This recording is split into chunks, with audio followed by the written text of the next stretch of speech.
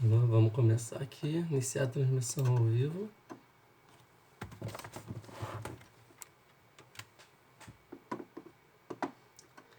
Boa noite a todos que estão acompanhando.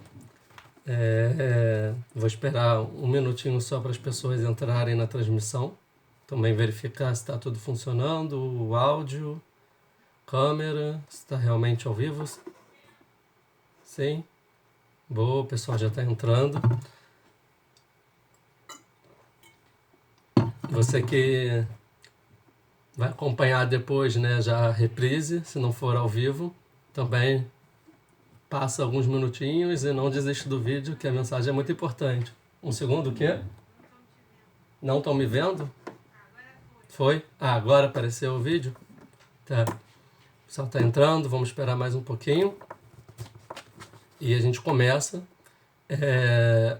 Enquanto a gente não começa, quem ainda não é inscrito, eu pediria, se gostar da aula, né, ou se der um voto de confiança de entrar no canal, de se inscrever no meu canal no YouTube, também chama meu nome, Lanigre, também tem no Instagram e também, principalmente, o canal do YouTube, que é onde eu boto todos os vídeos.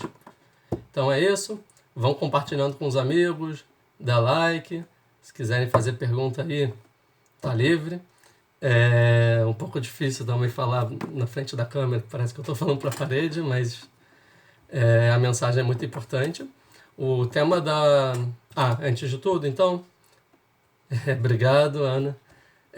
Antes de tudo, essa aula vai ser em Refuah Shlema, em cura completa, para Baruch Ben Lea, Avraham Bat Margalit Bat Mazal, também todas as pessoas que estão com algum tipo de doença, e também devido ao corona, que todos tenham pronta recuperação, né? E todo mundo que está saudável, que se cuide, né, dessa doença. E também, claro, esse shiur vai ser também de Ilui Nishmat, a minha avó, que faleceu semana retrasada. Então, Shoshana Bat Dina Beila. Então, que seja em de Ilui Nishmat para ela. Então, vamos começar. Já tem 13 pessoas, vão compartilhando, vão falando para os amigos, vamos tentar conseguir mais umas pessoas. E é isso. Primeiramente, então, muito obrigado ao convite também, ao Ben Akiva, que também está sempre disponível para mim, e também sou sempre disponível para o que o Ben Akiva precisa. Calma aí, espera um pouquinho lá, o pessoal está entrando, então vamos esperar. Estou agradecendo, estou só introduzindo, acho. Gostaria de agradecer ao Ben Akiva por essa oportunidade. De novo aqui, tirei da gaveta o meu Tilboshet, a roupa do Madeira do Ben Akiva, que eu trouxe para Israel, e procuro ocasiões para poder usar. Então, esse agradecimento, vou esperar mais um pouquinho o que estão pedindo aqui. Tá? Mihael, dá ok aí quando puder começar. Tá, isso. Essa aula, eu vi, o Ben Akiva está com muitos eventos, muitas programações, não que eu estou acompanhando de perto, mas eu vi pelo perfil do Instagram também. Quem não está no perfil do Instagram do Ben Akiva, fazer um merchan, se inscreve lá e segue, né? Eu acho que é seguir. E a aula era para ser antes de Lag BaOmer, mas como eles falaram, a gente está cheio de evento e Lag BaOmer é o aniversário do Ben Akiva e tudo mais, falou, vamos deixar então para depois. Eu falei, com certeza, ótimo. Então, o shiur, a gente vai entender um pouco sobre Lag BaOmer, né? De uma forma que eu acho que você que está assistindo nunca viu, ouviu essa pegada sobre a festa, vai ter ouvido outras coisas. Então vale a pena, fica aí, vai se surpreender, vai se surpreender. E tá, posso começar? O pessoal ainda tá entrando.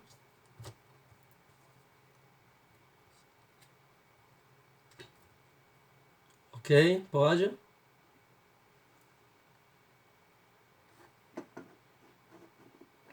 Sim, vou começar. Pessoal, vamos lá. Estamos com 20 pessoas. Sim, não é.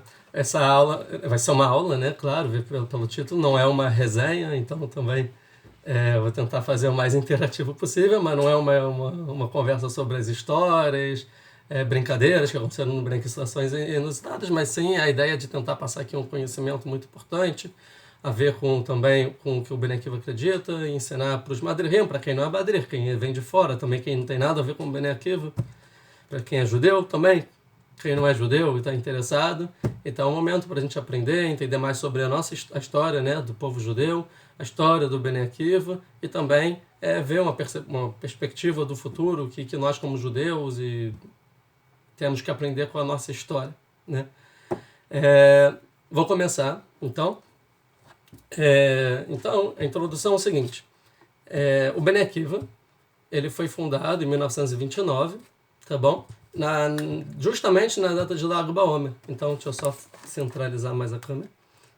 Na data de Lag BaOmer.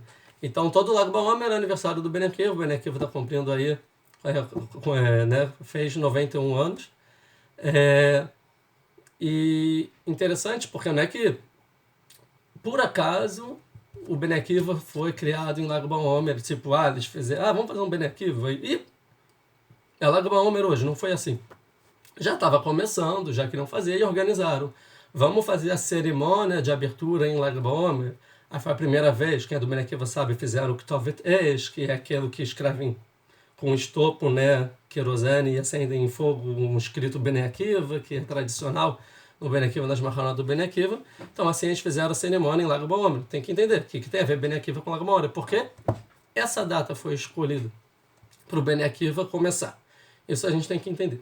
Segunda pergunta que a gente tem que entender é por que, quando foram dar o nome para o movimento, chamou Ben Akiva, né? Por que esse nome?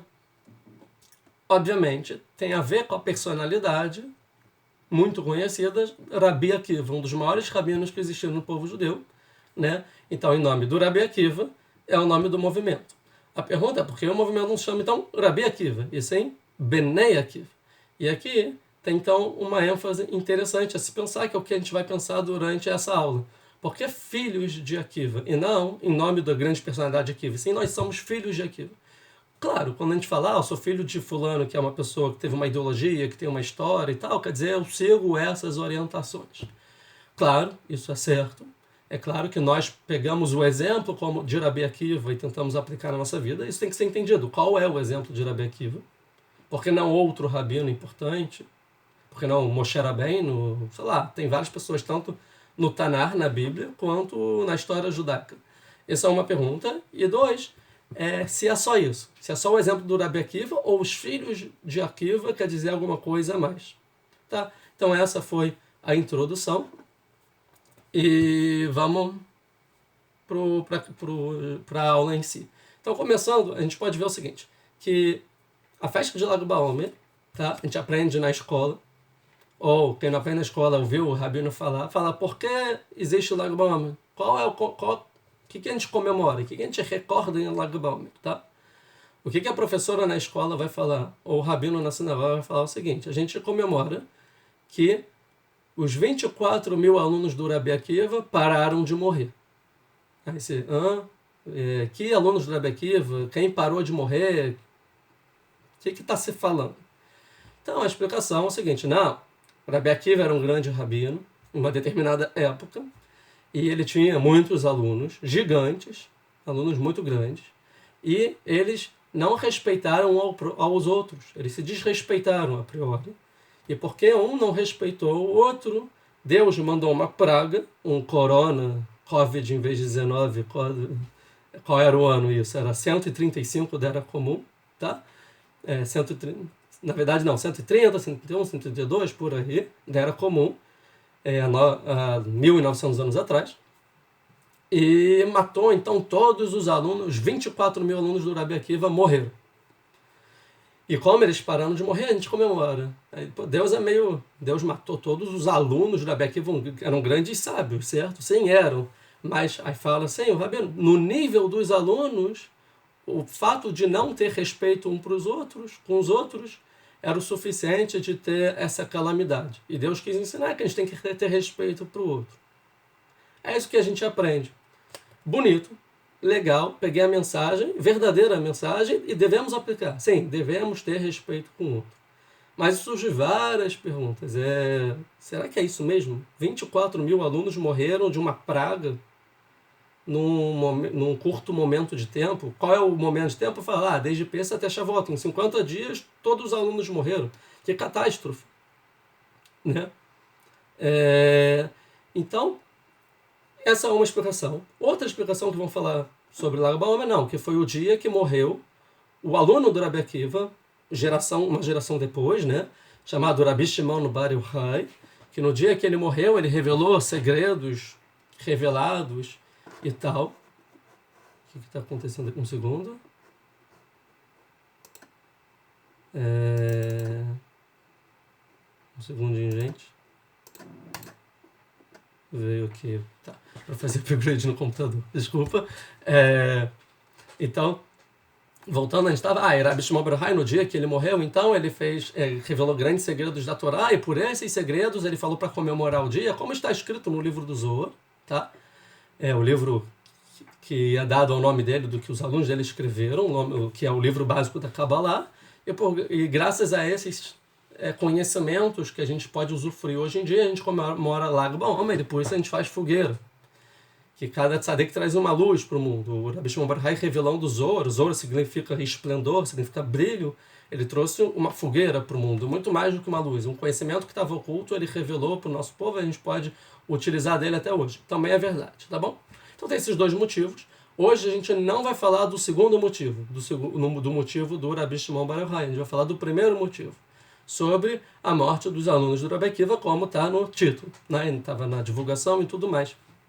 Tá? Um segundo. Então, aquela historinha que a gente aprende na escola, ou do rabino na sinagoga, a gente pode ver na origem. Ou seja, qual é a origem dessa história? Onde está escrito essa história de fato? Isso está escrito no Talmud babilônico, na Gemara, tá bom? Então eu quero ler rapidinho, é um trecho pequeno da Gemara, que é justamente a história do que aconteceu. E quando a gente vai ler o texto, a gente vai perceber alguma coisa muito interessante, que não é tão simples assim. Que não necessariamente é justamente o que a professora falou, porque o linguajar gera dúvidas, tá bom? Então eu vou ler aqui rapidinho. Quem não sabe aramaico, eu vou traduzir, né, para o português. Então está escrito assim, na Maseret Ibamot 62, página B, está escrito o seguinte: Shnei Asar Elev Zugim Talmidim Hayu Rabi Akiva. O Rabi Akiva, ele tinha, a gente aprendeu o quê? 24 mil alunos. Mas aqui não está escrito 24 mil alunos. O que está escrito aqui é o seguinte: 12 milhares de pares de alunos. Ou seja, o Rabi Akiva tinha 12 milhares de pares de alunos. Eu sei fazer um pouco de matemática. 12 milhares, 12 mil, de pares vezes 2, 24 mil. Daí a gente aprende que morreram 24 mil alunos do Rabi Akiva. A pergunta é por que não está escrito que o Rabi Akiva tinha 24 mil alunos. Por que está escrito 12 milhares de pares? São perguntas, tá bom? Rabi Akiva, continuando. Migbat ad Antipras. E esses alunos, onde eles ficavam, tinha um centro de um Bnei Akiva, que ficava os alunos do Rabi Akiva, tinha um centro de Kiruv, sei lá, era numa cidade, não.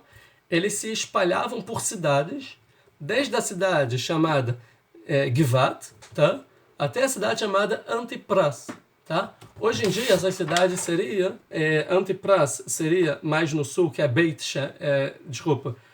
seria Beit Shemesh, isso. E Givá seria mais ou menos em Rosh Ain, quem sabe, a cidade de Israel. E a ideia é o seguinte, que se a gente pegar a geografia dessas cidades, a gente vai ver o seguinte, que uma das cidades é justamente no limite sul do território que era a Judéia, que era onde os judeus moravam, que era Israel da época, tá bom? E a outra cidade é no limite norte, quase da Judéia, quase lá já nos territórios da Galileia, tá bom? Ou seja, quer dizer o seguinte, que os alunos do Rabi Akiva, desde uma cidade lá do sul até uma cidade lá do norte. E aí gera dúvidas, porque eu sei que não existia Facebook, não existia Live, não existia Instagram, nem WhatsApp, nem e-mail.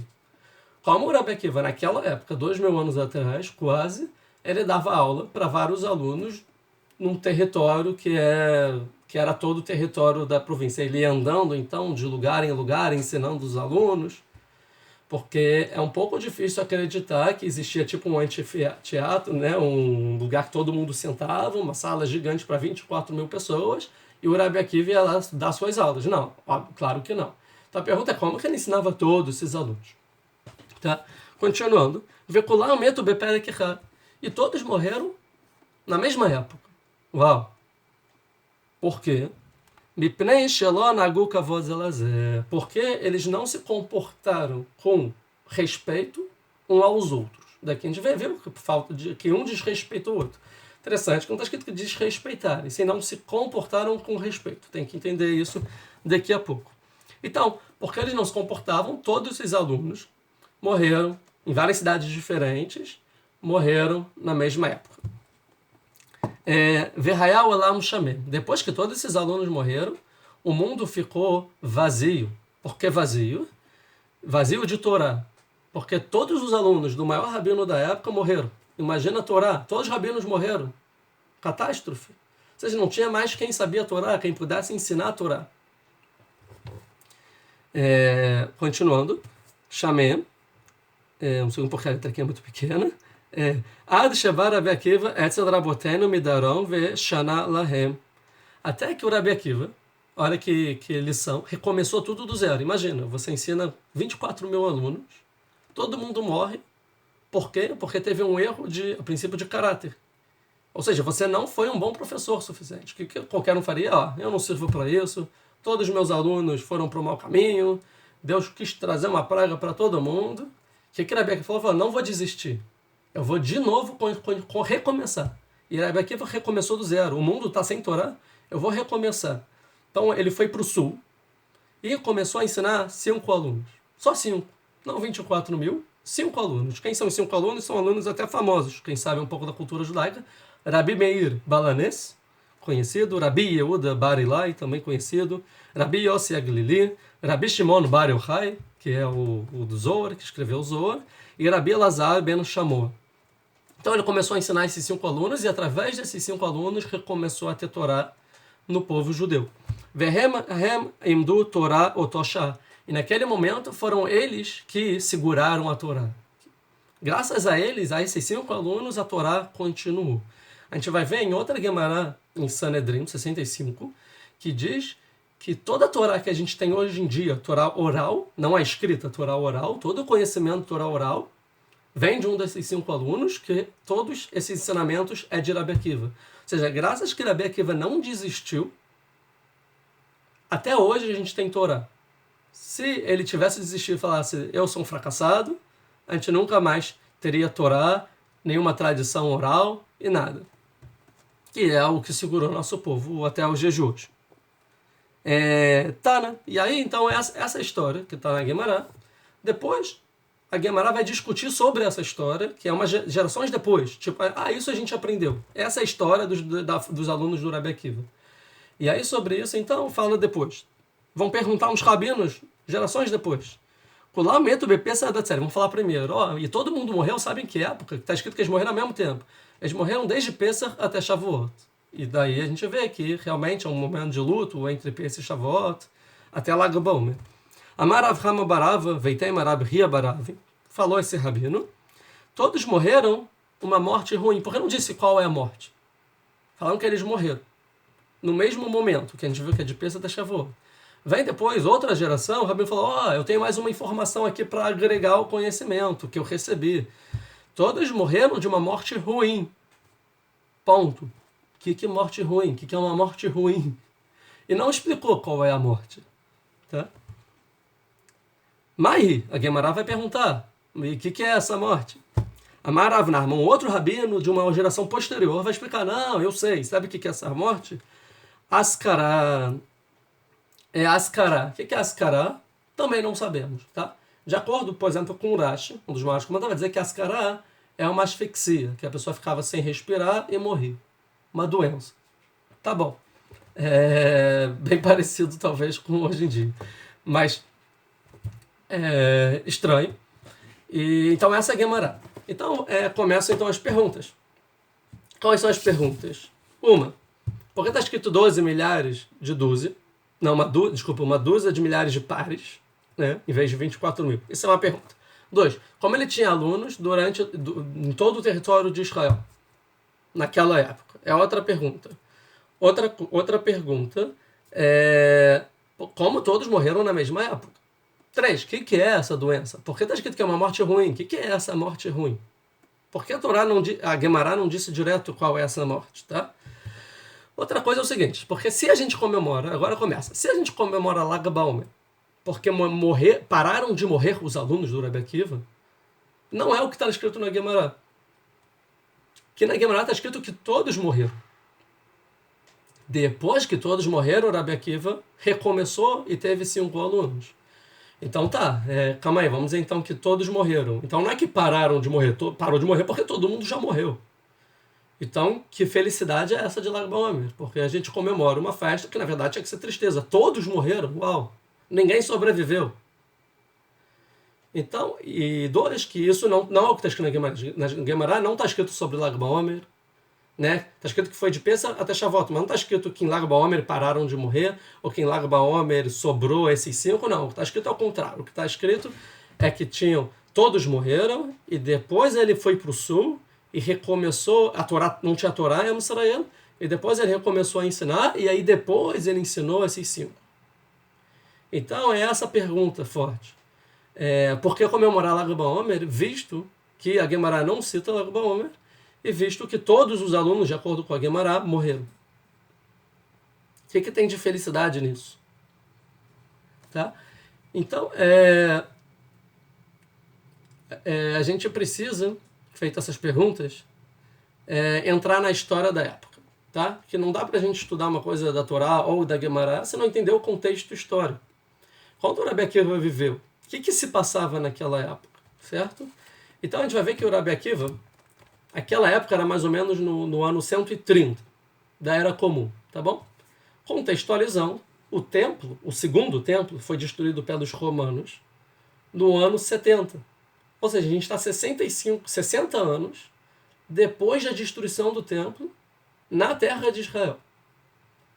Se a gente viu que na destruição do templo um monte de judeu morreu e tinha perseguição e decretos e não podia fazer nada, e a situação estava muito difícil, chegaram a destruir o templo, mataram um monte de judeus, os judeus foram exilados, tá? Só para entender um pouco a situação, quem conhece a história de Massada, por exemplo, quem vem para Israel aqui visita Massada, que cercaram Massada e todo mundo acabou se suicidando para não ser entregue para os romanos, ou seja, era uma coisa horrível. Massada aconteceu no ano 72, 73. Eu estou falando agora do ano 130. Eu estou falando o seguinte, depois de Massada, 60 anos depois, sobrevivendo na terra de Israel, sobre o Império Romano. E o Império Romano massacrando os judeus, tinha que pagar imposto, tinha restrições, era limitado, o judeu não podia fazer o que pretendia, não podia estudar a Torá, não podia fazer determinadas práticas. Então era uma situação muito difícil do povo judeu. Então, se essa situação do contexto histórico, tá? Como o Rabi Akiva podia ter 24 mil alunos, desde o norte ao sul de Israel, naquela época? Impossível. Até porque era proibido ensinar a Torá em público naquela época. Então, a pergunta fica mais forte. Então, para responder, sem mais enrolação, para responder essa pergunta, a gente vai ver que tem um rabino chamado Rav Shrira Gaon, é um dos Geonim, tá? Ele viveu mais ou menos do ano 900 ao ano 1000, ele viveu cerca de 100 anos, do ano 900 ao ano 1000, tá? Uma época que a gente não aborda bem. Ele viveu na Babilônia e ele era ele era o rabino-chefe da Yeshivá de Pumbedita, que era a maior Yeshivá na Babilônia, a Yeshivá na qual foi escrita o Talmud. A Guemará foi escrita nessa Yeshivá, e ele era o rabino-chefe 4 séculos depois dessa Yeshivá, ou seja, ele tinha a tradição de todos os rabinos, que foram lá que os rabinos da Guemará estudaram, tá? E ele era o rabino-chefe.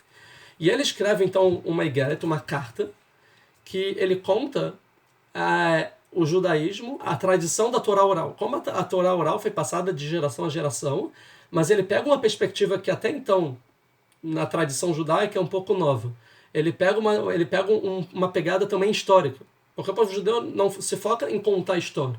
E sim, o povo judeu, a Torá e os sábios, eles se focam em transmitir valores e ideias, tá? E comportamentos e virtudes. Mas não necessariamente a história. E esse Rav Sherira Gaon, ele escreve também pegando essa pegada histórica, entendendo, isso aconteceu naquela situação. E o Rav Sherira Gaon, quando vai falar sobre esse trecho, sobre como morreram os alunos do Rabi Akiva, ele fala bem claramente que eles morreram em hebraico de Ishmad. O que é Ishmad? Ishmad seria perseguição religiosa. Ou seja, decreto, Ishmad geralmente é quando o povo soberano, que domina o povo judeu, decreta decretos difíceis, né, com pena de morte, e perseguem os judeus. Época de perseguição. E, de acordo com o Rabi Sherira Gaon, muda toda a perspectiva da história de Lag BaOmer. Que agora, os alunos não morreram porque eles desrespeitaram, ou não morreram porque teve uma praga e Deus matou eles. Não. Eles morreram porque foram perseguidos pelos romanos. Por quê? Porque eles estudavam Torá e era proibido estudar Torá. O próprio Rabi Akiva morreu pelos romanos porque ensinava Torá. Então, querendo dizer que os 24 mil alunos do Rabi Akiva, tá? Que são esses que nosso povo se enluta durante 33 dias, eles morreram perseguidos. Tá?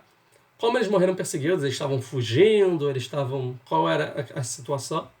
Então, aqui que a gente começa a entender a situação corretamente. Naquela época, no ano 131, apareceu uma figura política no povo judeu, apelidado de Bar Korvá, filho da estrela, sim? E ele começou a fazer um grupo de judeus e falou, vamos se organizar contra os romanos, para fazer uma resistência judaica contra os romanos, em meio de perseguição. Um pouco parecido com Mordechai Levitt, por exemplo, durante o gueto de Varsóvia. E durante essa perseguição, então, ele começou a juntar pessoas. E aí chegou essa situação nos rabinos. O maior rabino da época era o Rabi Akiva. E ficou a questão, a gente deve apoiar o Bar Korva ou não apoiar? E o Rabi Akiva foi o rabino que falou, devemos apoiar, e se ele ganhar a guerra, ele é Mashiach. Ele vai ser Mashiach. E Rabi Akiva, então, sentou do lado de Bar Korvá, e ele era o escudeiro do Bar Korvá. Onde o Bar Korvá ia, o Rabi Akiva estava do lado, apoiando o Bar Korvá. Tanto aquela história que a gente lê na Gadá de Pessah, na noite de Pessah, a gente lê que os rabinos estavam sentados em Bnei Brak, que era a casa do Rabi Akiva na época, e ficaram toda a noite estudando o Torá, até que chegaram os alunos e falaram, chegou a hora de fazer Kriyat Shema de Shaharit, fazer o Shema Israel de manhã, que eles ficaram a noite toda virando. Tem alguns historiadores que vão dizer que esse fato, na verdade, eles estavam discutindo se apoiavam ou não o Bar Korvá na casa do Rabi Akiva. E nessa noite do Leila Seder, né, eles decidiram, vamos apoiar o Bar Korvá. Então, Rabi Akiva, ele apoia. Quem são as pessoas, então, que com o apoio político, né, ideológico do Rabi Akiva, vai entrar nessa guerra, né, nessa resistência judaica? Claro, as pessoas inspiradas pelos ensinamentos do próprio Rabi Akiva. Tá? Quem são esses? Os alunos do Rabi Akiva. É óbvio, as pessoas que pegavam o que o Rabi Akiva, as ideias do Rabi Akiva, e o Rabi Akiva apoiava o Bar Korvá, são esses que foram os jovens, principalmente jovens, que entraram na resistência judaica contra o Império Romano, que era quase impossível de ganhar. Então, talvez é isso que a Gemara está falando, que eram 12 milhares de alunos. Não quer dizer que são 24 mil alunos. Quer dizer que são 12. E 12 no judaísmo, sempre que aparece 12, a gente sabe o que significa. É uma referência às 12 tribos de Am Israel. Querendo dizer o seguinte, que a autoridade do Rabi Akiva era tão grande que cada tribo, cada grupo, cada segmento, naquela época que existia na terra de Israel, dos judeus, concordavam com as ideias do Rabi Akiva. Então eram 12, milhares. Por que milhares? Porque eram muitos, não eram só 24 mil. Na verdade, a gente vê que eram bem mais. O exército chegava a 500 mil de judeus. Tá? Milhares. Então, milhares é um exagero. É muitos alunos de Rabi Akiva. Sim? Em duplas, a gente ainda vai ver. Porque, então, 12 milhares de duplas. de alunos do Rabi Akiva. Ou seja, não era que Rabi Akiva ele ia ensinar a Torá para cada um e um.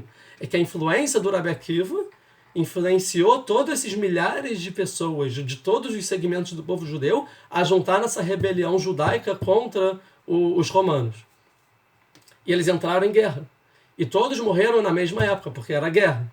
No final a gente sabe a história triste, que os romanos acabam com todo o exército, todos morrem.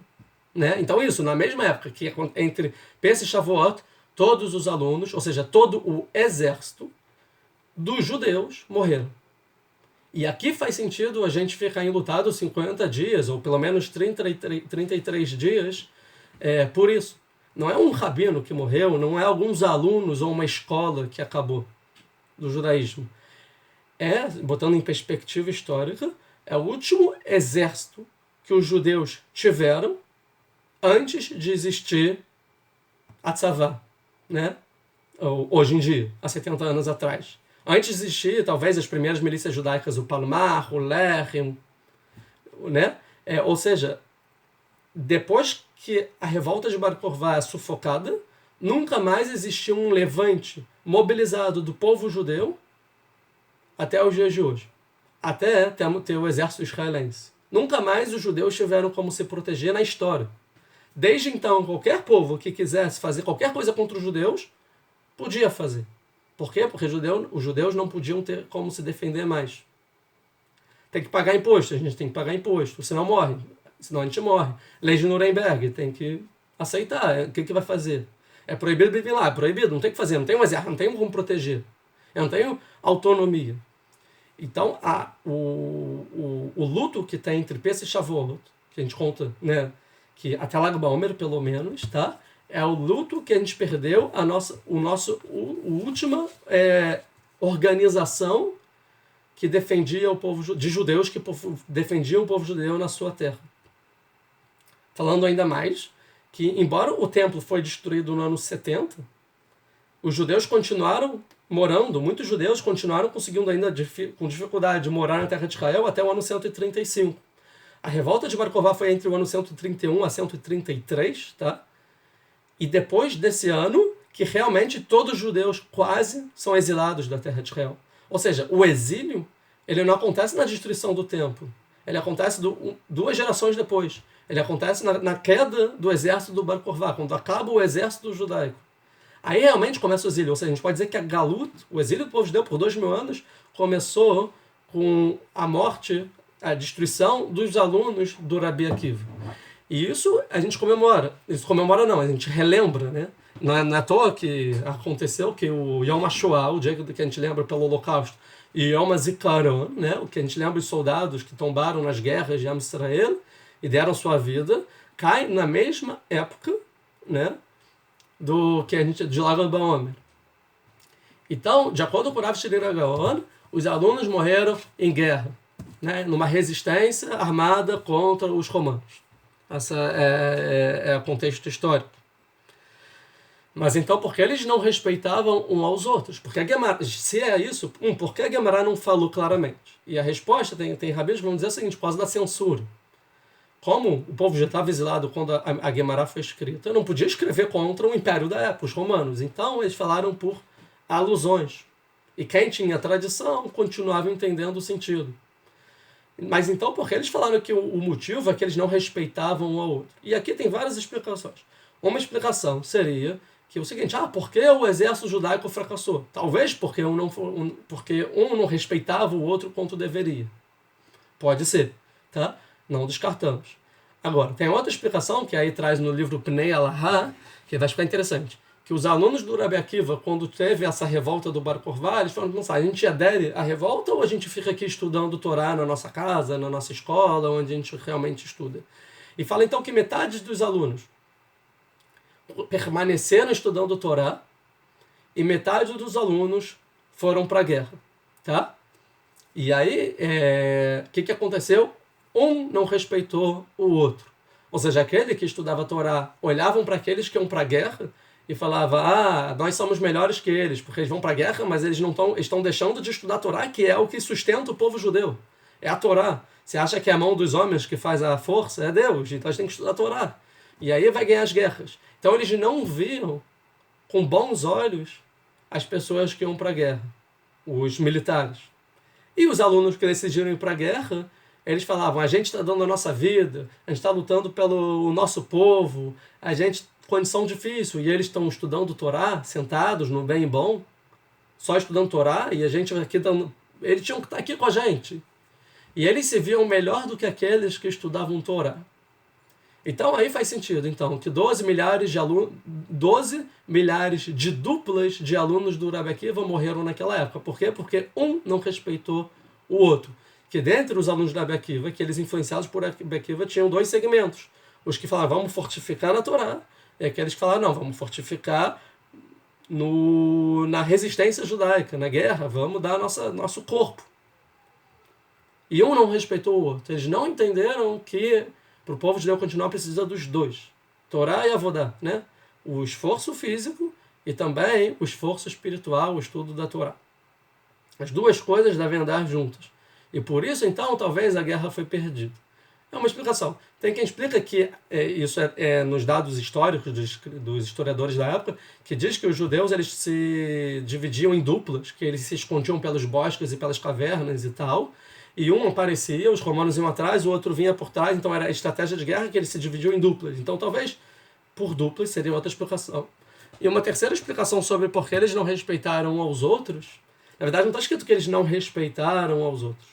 Sim, está escrito que eles não se comportaram com respeito uns aos outros. Interessante, porque a gente vê que o próprio Rabi Akiva, o lema, cada rabino tinha o seu lema. O lema do Rabi Akiva era a maior regra da Torá, ame o próximo como a ti mesmo. Essa era a bandeira do Rabi Akiva, a primeira ideologia do Rabi Akiva. Desculpa, ame o próximo como a ti mesmo. Você vai dizer que os alunos dele não respeitaram, eles não absorveram nada do Rabi Akiva, o principal do Rabi Akiva eles não pegaram? Então, a resposta pode estar então numa Gemara, em Brachot.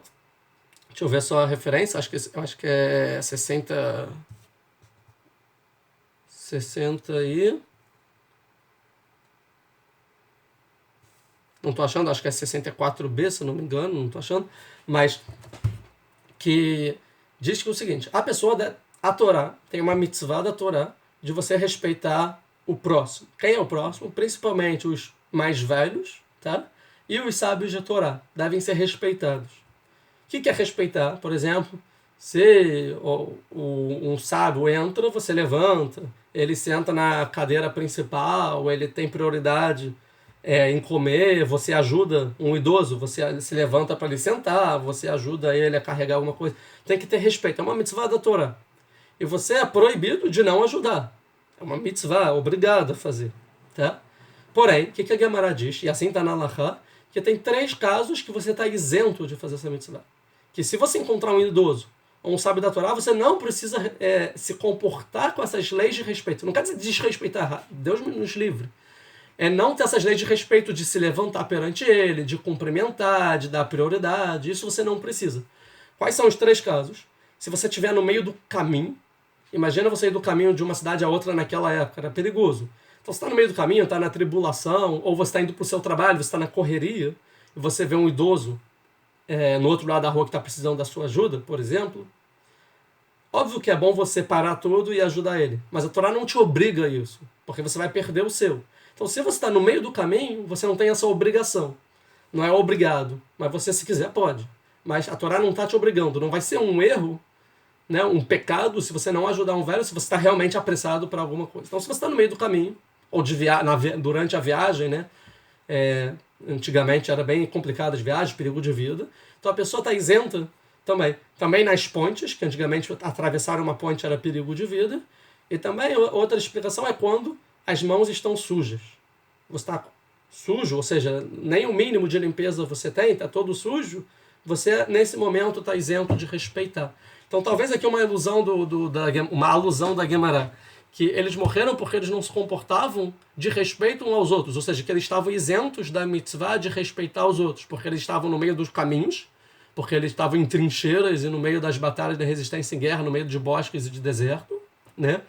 Porque eles estavam pontes, né, de passar de um lugar para o outro, e também lugares tipo com perigo de vida, e as mãos sujas, muitas vezes até de sangue. Estavam na guerra. E um soldado, no meio da guerra, não tem que parar para respeitar o outro. para se levantar quando o outro mais velho passa. Não faz sentido. Então talvez aqui uma alusão que a Guemará deixa para explicar o motivo que eles morreram, porque eles estavam em guerra. Tá? Continuando. Tem algumas provas para isso, eu não vou trazer aqui. Um segundo.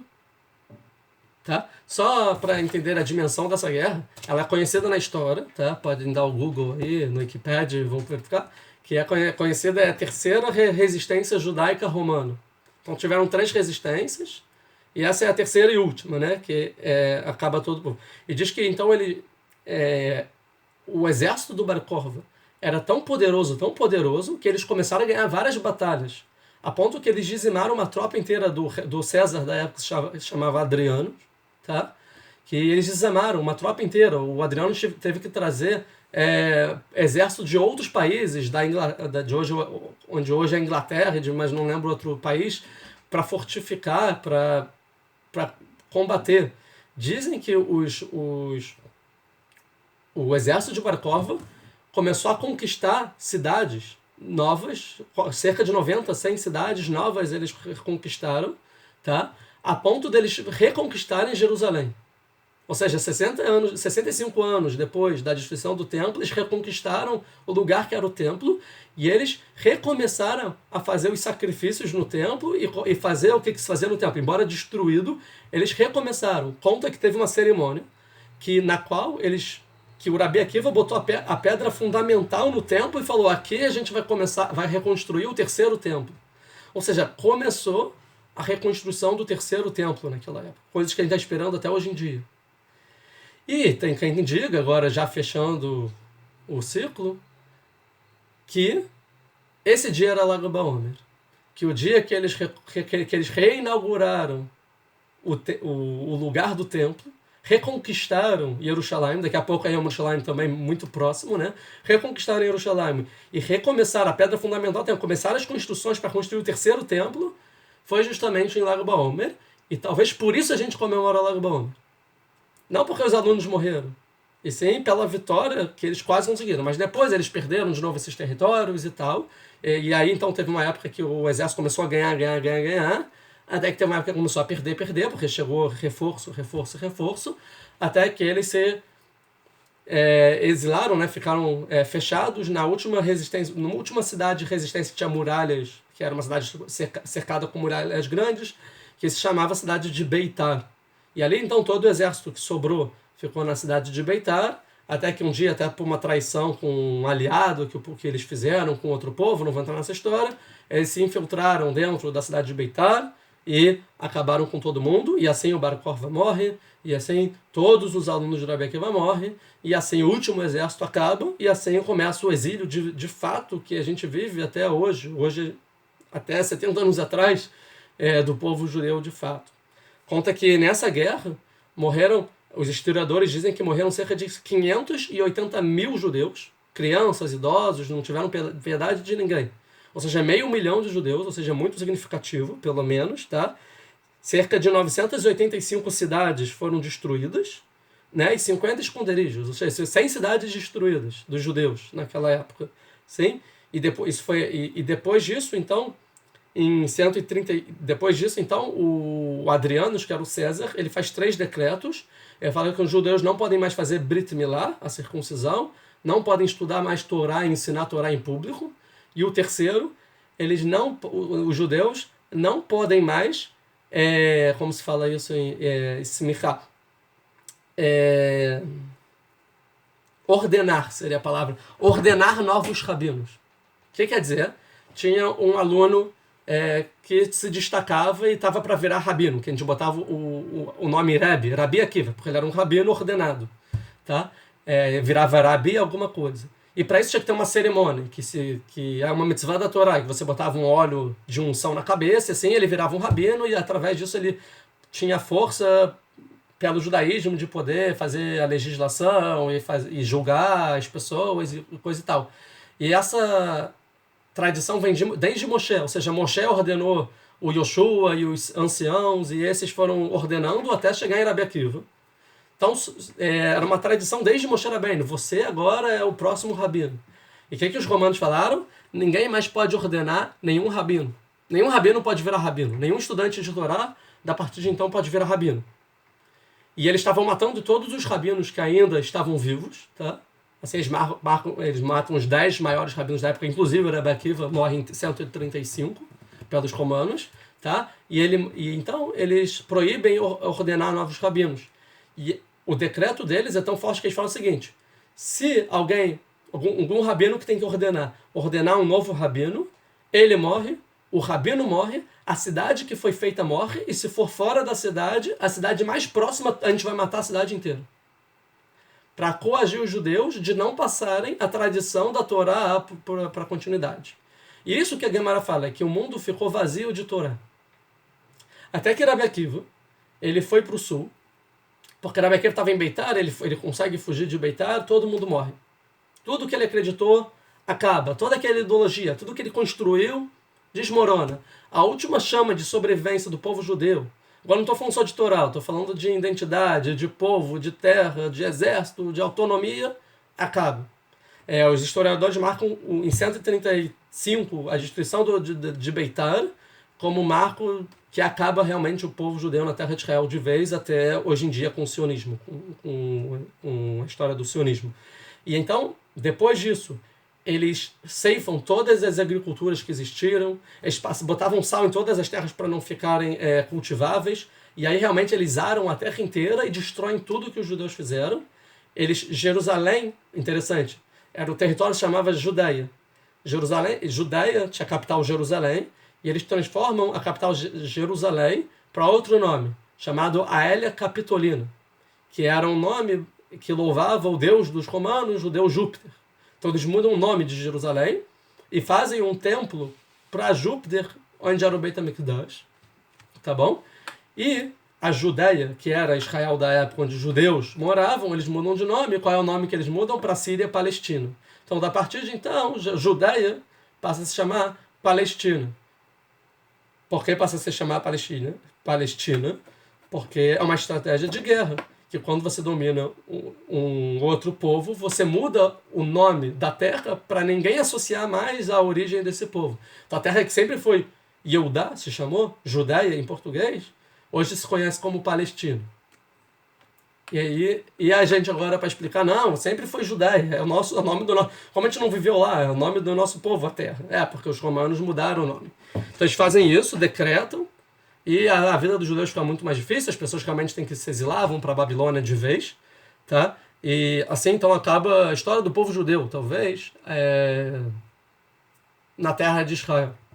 Até os dias de e isso se permanece até os dias de hoje. Conta a história que Rabbi Akiva, quando estava fugindo, ele precisava dormir em alguma cidade. E aí ele foi bater, estava já anoitecendo, os romanos estavam perseguindo ele, que queriam matar. Cadê o Rabbi Akiva? Que não encontraram em Beitar, a gente tem que acabar com o Rabbi Akiva. E ele vai, bate numa cidade, a cidade fala, quem é? Falou, o Rabbi Akiva, uma cidade de judeus. Eles falam, desculpa, Rabino, mas a gente não vai te aceitar aqui não. E aí ele vai dormir no campo. Por quê? Não aceitam? Claro, porque eles sabiam que a cidade que abrigasse o Rabbi Akiva, todo mundo ia morrer. Então o Rabbi Akiva vai para o meio do campo, ele dorme lá, ele mais um aluno, tá? E aí conta a história na Guimarães, que ele tinha é famosa essa história, um burro, ele tinha uma galinha e uma vela. O burro era para carregar as comidas, o que ele precisava, era malo, né? A galinha era para acordar ele de manhã, assim que nasceu o sol, acordar para fugir. E a vela era para de noite ele pudesse estudar a Torá. E aí conta então que ele estava com os alunos, o aluno falou, a gente vai dormir aqui no meio do campo e não na cidade? Falou, não, tudo que Deus faz é pro bem. E aí vem um leão, come o burro. Parece piada, mas... Aí agora o nosso burro, a gente já sem burro, tudo que Deus faz é pro bem. Aí vem um gato selvagem, come a galinha. Ele falou, e a galinha? Tudo que Deus faz é pro bem. E aí vem um vento e apaga a vela. Eles ficam na escuridão, sem nada, dormem assim mesmo, Rebeca fala, tudo que Deus faz é pro bem. No dia seguinte eles acordam e a cidade que eles queriam dormir estava incendiada. Ele falou, viu como tudo que Deus faz é pro bem? Porque se a vela tivesse acesa, eles iam ver a gente no meio do campo. Se a galinha estivesse viva, ela ia cacarejar, ia acordar a gente. Se o burro estivesse vivo, ele ia urrar e iam descobrir a gente, e graças a isso então ele consegue sobreviver e ele vai para o sul. Ele foge, ele vai para o sul. O que ele faz no sul? Tudo acabou, vamos recomeçar. E ele recomeça, então, com esses 5 novos alunos, como a Gemara fala. E assim ele começa, então, ele está num terreno de um amigo dele chamado Papus, e debaixo de uma árvore ele ensinava esses 5 alunos, do início, né? Tudo de novo. Quando esse dono do terreno ficou com medo, falou: Rabi Akiva, você não tem medo dos romanos, não? Porque está escrito que ninguém pode ensinar a Torá em público. Se eles te pegarem, já era. E também vão me castigar. Tem uma história famosa, que o Rabi Akiva fala assim: sabe com que isso parece? Eu vou te contar uma metáfora. Era uma raposa que estava andando na margem do rio. E ele olhou para o rio e viu que os peixes estavam muito agitados. E aí ele falou: peixes, por que vocês estão agitados? O que hoje é diferente dos outros dias? O que aconteceu? Eles falaram: é que a gente sabe que lá tem os pescadores com redes que estão pescando todos os peixes. E a gente está com muito medo, a gente está agitado, a gente está com perigo de vida. A gente não sabe se vai ser capturado pelos pescadores. A raposa viu: opa, uma chance aqui. Falou: peixe, deixa eu te dar um conselho. Se tá difícil aí na água, você pode ser pescado, por que você não vem aqui para a terra? Porque aqui na terra não tem rede. E aí você não vai estar perigo. Qual era a ideia da raposa? Quero comer o peixe, óbvio. E aí então o peixe falou: raposa, você se diz como o mais inteligente de todos os animais. É uma metáfora, tá? Mas você é burro. Porque se na água, que é o nosso habitat natural, a gente tem perigo de vida já, na terra, que é o lugar onde a gente não vive, não muito mais, a gente está fadado à morte. E assim o Rabi Akiva fala para esse moço, fala: viu? A mesma coisa. Se essa vida de judaísmo na terra de Israel, estudando Torá, ensinando Torá, já está difícil, imagina sem Torá. Imagina fora da terra de Israel. Imagina no exílio. Muito mais o nosso povo vai acabar. Então o Rabi Akiva ele conseguia ver o futuro, conseguia ver a luz lá no final. Falou: o que eu estou fazendo hoje, eu vou salvar o povo judeu. E justamente salva, porque fala na Gemara que toda a Torá que a gente tem hoje em dia oral é do Rabi Akiva, porque ele não desistiu. Ele continuou. Mas aconteceu exatamente isso. Os romanos descobriram, pegaram o Rabi Akiva, né? Tá escrito que pegaram ele, levaram depois para a prisão, e pegaram esse Papus, o dono do terreno, junto, e também pegaram para a prisão, né? E no final mataram o Rabi Akiva em praça pública, de um jeito horrível, que eu não vou comentar aqui, não sei se tem criança, não vou comentar, um jeito bem horrível, que sofre muito. E o Rabi Akiva foi morto, então, humilhado na frente de todo mundo. E dizem que na hora que o Rabi Akiva estava morrendo, e realmente estavam matando ele de um jeito bem cruel, ele perguntou para os alunos: vocês sabem se já era o amanhecer, vocês sabem se já chegou o horário mínimo de fazer o Shema Israel da manhã? Aí o falou: até agora, Rabi Akiva, você está pensando no Shema Israel da manhã, você está morrendo. Aí ele falou: não, eu estou feliz, eu estou rindo, porque está escrito no Shema Israel, Hashem Elokeinu Echad, Ve'ahavta et Hashem Elokecha bechol levavcha, vechol nafshecha, vechol meodecha. Amarás a Deus com todo o seu coração, com toda a sua alma e com todos os seus pertences. E ele falou: eu nunca entendi como eu vou amar, como eu vou demonstrar que eu amo a Deus com toda a minha alma. Como? Com todo o meu coração eu amo, com todos os meus pertences, todos os meus meios eu amo, mas com toda a minha alma. Então, o Rabi Akiva falava: eu sempre ansei de um dia eu poder morrer em nome de Deus. De mesmo com a minha alma, no dia da minha morte, eu amar a Deus com todo o meu coração. E por isso que eu rio, fala Rabi Akiva, por isso que eu estou feliz. Eu quero fazer o Shema Israel para mostrar que até na morte vale a pena o meu caminho, e eu estou convicto do que eu sempre fiz na vida. E fala então que os alunos falaram: já está na hora de fazer o Shema Israel. Ele falou: Shema Israel, Hashem Elokeinu, Hashem Echad. Quando ele falou errado, a alma do Rabi Akiva subiu. E Rabi Akiva assim morre. Tá? Então assim é o fim do Rabi Akiva. Só mais uma última historinha e a gente conclui. Conta na Gemara então que depois que Rabi Akiva morreu e todos os rabinos morreram, anos mais tarde, então a Torá o mundo estava sem rabinos, né? Os judeus estavam sem rabinos, sem lideranças e sem nada disso. E os últimos rabinos grandes, mas não eram rabinos porque eles não foram nomeados, né? Como eu expliquei que era proibido, eram esses 5 alunos que o Rabi Akiva ensinou Torá. Até que chegou um último rabino, já estava também idoso, chamava Rav Yehuda Ben Baba, que esse rabino fala, o Guimarães que a gente tem que lembrar ele para o bem, que ele salvou o judaísmo, que ele fala, eu vou dar a vocês a nomeação de rabino, eu vou fazer a cerimônia com vocês. Então eles escolheram um lugar que era justamente a distância exatamente entre duas cidades. E no meio, um vale entre duas montanhas. A montanha para ninguém ver, e a cidade para ninguém dizer, tipo assim, aqui, foi essa cidade mais próxima, porque o decreto é que a cidade mais próxima todo mundo ia morrer. Então eles fizeram exatamente no ponto geográfico entre duas cidades para dizer, não tem cidade mais próxima. E entre duas montanhas para ninguém ver. E esse Rav Yehuda Ben Baba e outros rabinos menores foram com esses 5 alunos, e eles então foram e conseguiu ungir esses 5 alunos. Mas teve uma delação aí premiada, um X9, e os romanos descobriram, e os romanos começaram a vir para cima, descobriram onde estavam, e aí os alunos falaram, e agora, rabino, o que a gente vai fazer? Eles falaram, fujam, que eu vou ficar aqui como uma pedra, uma pedra que fecha o caminho, né? Então, os alunos fugiram, o Rabi Yehuda Ben Baba ficou no meio do caminho, do vale, fechou a entrada e falou, ninguém vai passar. E podem já imaginar o que aconteceu com o Rabi Yehuda Ben Baba. Realmente, ele falece uma morte bem horrível. Mas graças a isso, os 5 alunos de Rabi Akiva conseguem fugir com a orientação rabínica, né? E viraram Rabi Yehuda, Rabi Meir, Rabi Shimon Bar Yochai. E esses rabinos restauraram toda a Torá da geração seguinte, a primeira geração de fato do exílio depois que acabou a vida judaica na terra de Israel. Esses 5 rabinos, os alunos desses 5 rabinos fizeram a Mishnah, esses alunos depois escreveram a Gemara, escreveram os Midrashim, escreveram tudo que a gente tem hoje, e graças a isso a Gemara fala, tudo que a gente aprende vem de Rabi Akiva. Então, para finalizar, por que a gente comemora Lag BaOmer? Uma explicação é isso que eu falei, que na revolta tem quem diga que foi o dia que eles reconquistaram Jerusalém e botaram a pedra fundamental do terceiro templo. Segunda explicação é quem diz que foi o dia da guerra, que eles ganharam toda a tropa do Adriano e depois teve que chamar outras tropas. Tem quem diga isso, historiadores, mas tem opiniões de rabinos que dizem que o dia que esses 5 alunos foram ungidos como rabinos foi em Lag BaOmer. Então a gente comemora, não porque parou de morrer os alunos do Rabi Akiva, porque todos morreram anos antes, mas justamente porque esses 5 alunos viraram os rabinos do povo judeu e conseguiram transmitir a Torá até hoje, e deu certo. Até hoje em dia, a gente continua então com a tradição de Rabi Akiva e a Torá de Rabi Akiva e com a Torá, e hoje a gente consegue reconstruir.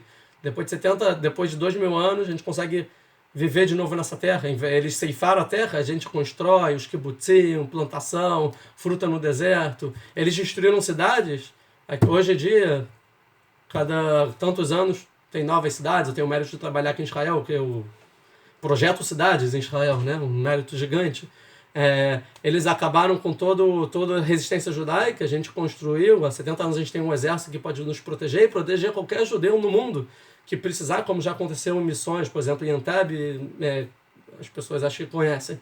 E hoje, então, a gente vive a época que a gente consegue realizar o sonho que Rabi Akiva morreu para que alguém no futuro realizasse. O que Rabi Akiva tentou em vida e fracassou naquele momento, né? Hoje em dia a gente consegue fazer o sucesso do Rabi Akiva. Então, por isso que eu digo que qual a relação do Bnei Akiva com os alunos do Rabi Akiva? Porque o Bnei Akiva, os filhos de Akiva, são os alunos do Rabi Akiva. São que carregam os ensinamentos do Rabi Akiva. O ensinamento de a identidade judaica, de voltar para a terra de Israel, de reconstruir a terra de Israel, de lutar o nosso exército na terra de Israel, de ensinar a Torá para os outros, de respeito, de amor ao próximo. Essas são as lições de Rabi Akiva que hoje os alunos de Rabi Akiva conseguem cumprir. E hoje tem muito mais alunos de Rabi Akiva, talvez, do que Rabi Akiva teve. Muito mais de 24 mil alunos. E essas pessoas conseguem influenciar os jovens da próxima geração. E justamente, por isso que o nome do Bnei Akiva é Rabi Akiva, e o Bnei Akiva foi inaugurado, né, o dia da criação, em Lag BaOmer. Esses são os motivos. E por último, eu quero terminar tem uma carta do Rav Kook, tá? O Rav Kook morreu no ano 1935, o Bnei Akiva foi criado em 1929. 6 anos depois que foi criado o Bnei Akiva, alunos do Rav Kook que criaram o Bnei Akiva, e o Rav Kook tem uma carta que ele escreve para o Bnei Akiva que está sendo criado e dando apoio, né? E o Rav Kook, ele escreve exatamente isso. Ele fala que vocês se chamam Bnei Akiva e vocês têm que pensar por que vocês se chamam em nome Bnei Akiva, em nome do Rabi Akiva. O que ele tem? Ele diz que tem 3 coisas que então um jovem do Bnei Akiva tem que se apegar. A primeira é o amor à Torá, que o Rabi Akiva estava disposto a dar a sua própria vida em situação difícil por ela. O segundo ensinamento é entender que toda a Torá que a gente tem é do Rabi Akiva. Então a gente é a continuação do esforço do Rabi Akiva, sim? E o terceiro ensinamento é a visão do Rabi Akiva tinha de ver a ascensão do povo judeu, a Geulah, a salvação, e apoiar Bar Korva, e não fazer uma questão só educacional e também ideológica, uma questão que tem que entrar, tem que trabalhar, a gente vai trabalhar, tem que fazer, a gente vai fazer, tem que lutar, a gente vai lutar. Então a ideia de construir então o Rav Kook fala isso, da ideia que Rabi Akiva botou nos alunos, de também irem para a guerra, de apoiar, foi a última resistência dos judeus, os últimos judeus que desistiram, que não desistiram da terra, que lutaram pela terra. Hoje em dia, o Bnei Akiva tem esse mérito, então, de ser esses judeus que reconstroem a terra e continuam lutando pela terra, continuam lutando pela nacionalidade do povo judeu e pela tradição oral e pela Torá e a educação nas novas gerações. É isso. Gostaria de agradecer a todos, mais uma vez, ao Bnei Akiva pela oportunidade. Quem puder, se inscreve lá no meu canal, Ilan Nigri no YouTube, sininho, vê os vídeos, tem aulas maravilhosas. No Facebook também, Ilan Nigri, e no Instagram, Ilan Nigri juntos. Quem puder curtir, compartilhar, seguir, tudo isso eu agradeço muito. E essa aula então foi em Refuah Shlema para Baru Ben Lev, Avraham Margalit, Margalit Bamazar e todas as pessoas que estão doentes por causa do corona, por outras doenças, que tenham pronta recuperação, que o Brasil, Israel, o mundo todo consiga sair rapidamente dessa pandemia, né? E a gente consiga usar esse tempo para pensar o que fazer da vida e o que vale a pena e onde deve estar nossos esforços, como a gente tem que gastar nosso tempo. E também esse shur, em Leilun Nishmat, a minha avó, Shoshana Bat Dina Beila. Muito obrigado a todo mundo que assistiu, né? E compartilhem, curtam se gostaram. Se tiver pergunta também pode comentar, eu respondo. E compartilhem com essa mensagem com os outros, ou pelo vídeo, ou então oralmente nas perlot, ou um Dvar Torah na sinagoga. Muito obrigado.